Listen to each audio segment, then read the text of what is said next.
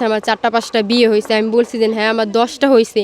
হ্যাঁ 10টা যেহেতু হয়েছে, এখন 10টা স্বামী আমার বলবো না যে ও বলছে যে আমি সবার ঘর থেকে নাকি এরকম করে টাকা পয়সা নিয়ে চলে আসছি, সব ঘর বাইঙ্গা চুইরা। হ্যাঁ তাহলে কোন স্বামীরা বলছে যে ওনার ঘর থেকে আমি টাকা পয়সা নিয়ে চলে আসছি?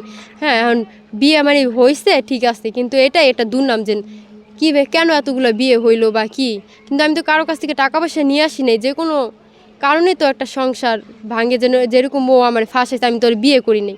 ওর তো আমি মানে নিজের ইচ্ছে কিছু করি না, ও তো আমার ভয় দেখাইছি, ভয় বৃদ্ধি দেখাই এরকম বিয়ে করছে। ও তো এখন কত কথাই বলবো, কেউ কেউ যে মানে বিয়ে হয়েছে 2 মাস পুরোপুরি হয় নাই, এর মধ্যে বোরে ও মানে জেল খাইতেছে সারা জীবন। হ্যাঁ ও কি এত বোধাই যে না আমার সব কিছু দিয়া দিব এই 2 মাসের মধ্যে?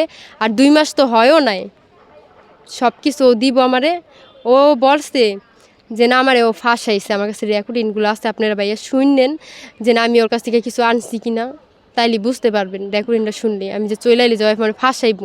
আর যে স্টাম্পটা দেখবেন ওই যে একটা নীল যে দাকি থাকে না সরকারিভাবে যদি সিল, ওটার মধ্যে সিলটা আছে টিপসই আমাদের দা কলমে জোর করে আমার এখানে কলম দিয়ে আঁকাই হে পড়ে এটা দিয়ে আমার স্টাম্পে সই নিছে।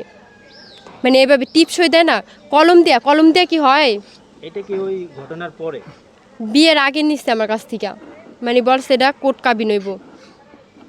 ওটা কোর্ট কাবিন কি হয়েছিল না কাজী ডেকে বিয়ে হয়েছে? কাজীর অফিসে বিয়ে হয়েছে। বলছে যে আমাদের বিয়েটা মনে হয় বৃহস্পতিবার হয়েছে, বলছে যে শুক্র শনি 2 দিন সরকারি বন্ধ থাকে না, ওটা রবিবার দিন কোর্ট খোলে, রবিবার দিন কোর্টের থেকে এই করে নিয়ে আসবো। এটা আমার ফোন, এটা হলো আমার টাকা দিয়ে কিনছি, আমার ব্যাংক কার্ডটা আমি তারপর এই মোবাইল কিনছি। জাল্লাদ নাকি সোনার গয়না দিয়ে নাকি আপনাকে নাকি ভরে রাখছিল। কোন দোকান থেকে আমার গহনাগাটিগুলো দিছে? হ্যাঁ মেমোগুলা কই, গহনাগুলা কই দেখাইতে পারে? আপনার নাকি আইফোন কিনে দিছে, আইফোনটা নাকি বিক্রি করে আইফোন আইফোন আমি তো জীবনে সহি দেখলাম না। দিছে। এটা জাল্লাদ নাকি কিনে দিছে আপনারে। ও তো বললাম তো কত কিছুই বলবো, ও তো জানোয়ার জল্লাদ না। ওর মিথ্যা কথা বলতে একটু সময় লাগে না, ও যেগুলো বলছে সবগুলা মিথ্যা, একটাও যদি সত্য হইতো তাহলে মনটারে বুঝ দেওয়া যেত, এখন বাঁচার জন্য এরকম বলতাছে। জাল্লাদ যদি এখন আপনাকে বিয়ে করতে চায়, আবার বাবাকে যদি নিতে চায়, হ্যাঁ কি আমি ওর কাছে যাবো কেন? আর ও আমার জীবনটা শেষ করে দিচ্ছে। কিভাবে শেষ করে দিছে আপনাকে? শেষ করে দিছে না, ও আমার সব কিছু যাই না, পরিস্থিতি যাই না, ও আমার ওই জায়গায় নিয়ে ফাঁসায় আমার বিয়ে করছে।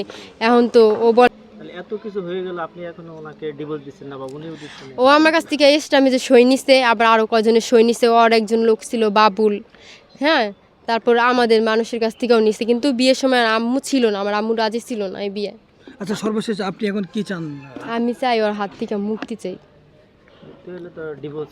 ডিভোর্স তাহলে এখন ওই যে বলবো যে ওই যে এটা মনে করবো সবাই যেন আমি সত্যিই টাকা নিয়ে এসেছি, যে স্টাম্পটা এই যে আপনারাই দেখেন, এতদিন বলছে 10 লাখ টাকা নিয়ে এসেছি না, এখন আবার নতুন করে শুনতেছি 18 লাখ না 19 লাখ টাকা নিয়ে এসেছি। হ্যাঁ তারপর যখন সাংবাদিক ওই বাসায় যাইতো, দোকানে যাইতো, ওনাদের দোকানে তো দেখতো মাল উঠাতে পারতো না, উনি মানুষের কাছ থেকে সাহায্য চাইতো, সরকারের কাছ থেকে সাহায্য চাইতো। সাংবাদিক গেল 1 মাস, আমিও আয়া পড়ছি এই 1 মাস পর, এই 1 মাসের মধ্যে কি 18-19 লাখ টাকা আইসা পড়ে। ও তো যে সরকার থেকে 5 লাখ টাকা পাইছে, এই 5 মাস আমার লগে পরিচয়, মানে ওই যখন বের হয়েছে 4-5 মাস পরে হ্যাঁ পরিচয় হয়েছে।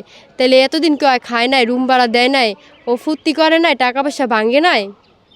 এটা আপনারা আমারে বলেন। সর্বশেষ আপনি এখন জাল্লাদের উদ্দেশ্যে কি বলতে চান?